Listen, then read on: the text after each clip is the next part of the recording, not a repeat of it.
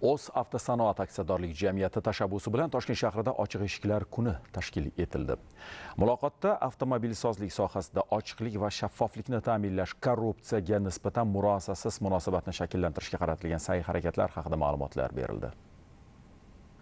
Mazkur tadbirda asosiy e'tibor avtomobilsozlik sohasida ochiqlik va shaffoflikni mustahkamlash, jamoatchilik bilan muloqotni rivojlantirish hamda korrupsiyaga nisbatan murosasiz munosabatni shakllantirishga qaratildi. Unda avtomobil xaridorlari va servis xizmatlari iste'molchilari bilan birgalikda UzAuto Motors aksiyadorlik jamiyati mutaxassislari, Chevrolet avtomobillarining respublika bo'ylab faoliyat yuritayotgan rasmiy dilerlik tarmog'i vakillari, shuningdek davlat organlari mas'ul xodimlari mavzu yuzasidan o'zaro fikr almashdi.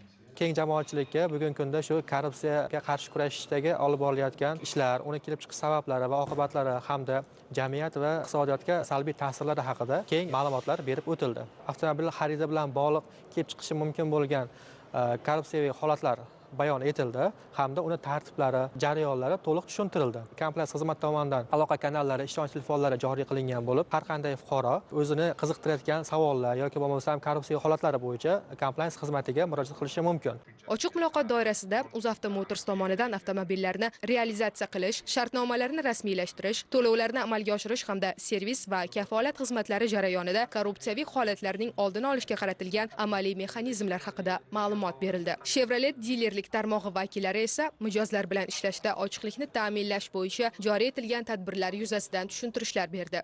Наша компания системно борется с антикоррупционными проявлениями. Bizning kompaniyamiz ham korrupsiyaga qarshi kurashishni tizimli ravishda olib bormoqda. Faoliyatimizning asosiy yo'nalishlaridan biri onlayn savdo tizimini joriy etish va rivojlantirishdan iborat bo'lib, unda inson omilsiz mijozga avtomobilni shartnoma asosida rasmiylashtirish, to'lovni amalga oshirish va tayyor avtomobilni qabul qilib olish imkonini beradi. Biz esa ushbu jarayonlarda korrupsiya holatlarining oldini olish hamda xarid jarayonida maksimal darajada shaffof va qulay qilishga harakat qilamiz.